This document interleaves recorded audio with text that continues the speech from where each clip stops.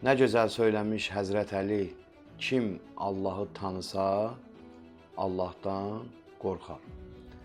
Allahdan qorxan insan isə dünya işlərindən uzaq olar. Ona görə də birinci mərifətullahdır, Allahı tanımaqdır, sonra ona ibadət eləməlidir. Əlbəttə, dünya işlərindən çəkilməkdən məqsəd heç də o demək deyil ki, insan tamamilə dünya işlərindən uzaqda olmalıdır.